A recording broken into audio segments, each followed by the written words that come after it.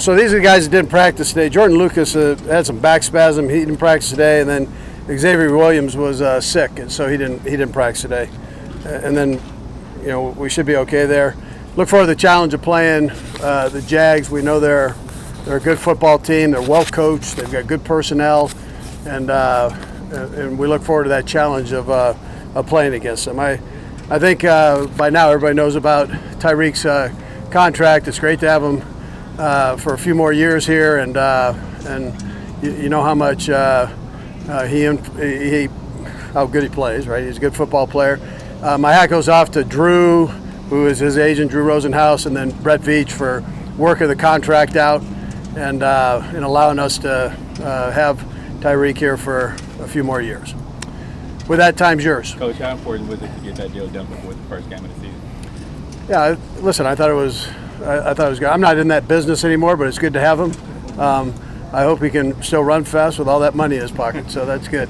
Are there any type of negotiations going on with Chris Jones' representation? Yeah, I mean, we don't get into all that. With Tyreek, I mean, it's been an odd offseason at best, right? Tumultuous stuff that was going on. Was there a point where you didn't think you'd get to right here and have him on an extension? Or just kind of characterize how that whole thing's gone? And does this feel like the end of all that? He's in here and he's signed up for a longer-term deal with the Chiefs? Yeah, so he signed up, so I think that probably speaks for itself, right? I mean, that's you have the answer to your question. Just by us signing him, we obviously felt pretty good about it. Coach, in football terms, just how you've been around the league a long time. He seems special to us, but we're just media. What makes him so special, and how special is he? Well, by all the things we do with him and all the places we put him in the offense, that he's a special player. I mean, and so I think if you look through the league and you talk to different people in the league, which you guys do, I think you understand that, and then you can tell by our offense and how we use him that he's important to the offense. And with him coming back right at the start of training camp, was there anything that you saw from Tyreek that sort of gave you guys confidence in terms of his maturity level, or just the way teammates sort of interacted with him during the sort of the most busiest time of the year trying to get together for training camp? Yeah, so we felt it was important that he took care of business during the OTAs. That's why he wasn't here, and then it was good to get him back in there. His teammates were always on board with him, and that wasn't an issue at all. And they worked out all summer together, so him stepping back in there was no big deal as far as the football part goes. And then I don't think there was ever a question with his teammates when he wasn't here. They understood the situation and what needed, the time that he needed to take to make sure everything was resolved, and here we are. How did LeSean take to the playbook? I know we'd asked you a few times this week, but now that he's had a week of practice, just how did he respond? Yeah, he's done a good job with it, and then we'll just see.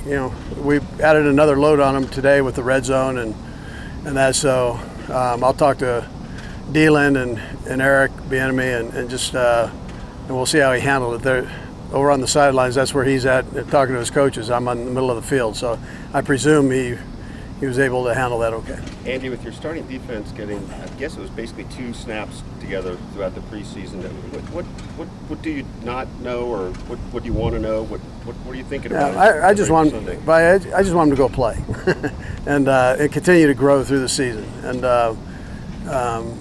I think that'll be important. There are a lot of moving parts there, but they've worked so stinking hard during the OTAs and during camp. I think they're going to be fine there. So, Coach, didn't know if you had a chance to see the Royals that all had the Chiefs jerseys and Ned. I did. I should have mentioned that. Ned, you're looking good, dude. that might be the best you've ever looked right there, wearing that uni. You and Randy Reid can get together. But no, listen, we appreciate their support. We had a bunch of the guys out of practice, and they're good guys, and to have that relationship with them, I think, is special.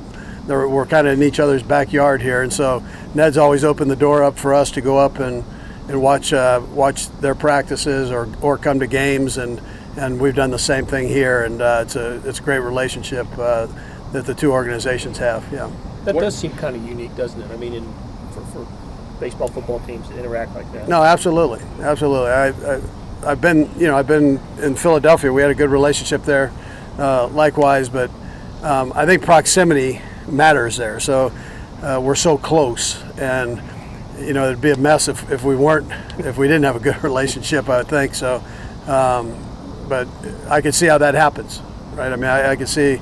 I'm sure that's taken place at other places, but it's phenomenal with what we have here with them. And we're supposed to be upper 90s on Sunday. What have you done to make sure your players are ready to play in that heat? Well, the last couple of days, right? You guys have been standing through it, so it's been warm here. The guys came out, worked hard, and then you got to go play, and you got to. That's how it is. They have to go through the same thing you're going through. We haven't talked much about Leonard Fournette yet. We've talked about Foles and some other things with them. He was a little off last year. Accounts are that he's in great shape and feeling good. What sort of a force can he be for Jacksonville, and how important is it to stop him? Yeah, no, he's a heck of a football player now. And I think he's on his own. I mean, I think he dropped some weight and feels good, and he's somebody you gotta take care of there. So I mean, we'll have our eye on him for sure. Last two. We're going to go right here and then I'll Coach, can you talk a little bit about the strength and the weakness of the Jacksonville team? Yeah, I won't. I don't know any weaknesses. I mean, they're pretty good, right? So they're. But again, the first game will be a test for both teams coming off the off season, knowing there's a lot of room to grow in all areas, and but they're well coached and they've got good players. So we've got to make sure we play a good, sound football game in all three phases, special teams included there. So last one, Pete. During the preseason, you just called Wiley and Irving both starters. Just to check, Wiley will get the first crack at this at left guard. Yeah, possibly. I mean, but both of them, we still consider both of them starters. And if Wiley goes, he goes. If Cam goes, he goes. But I mean, it really doesn't matter there, right?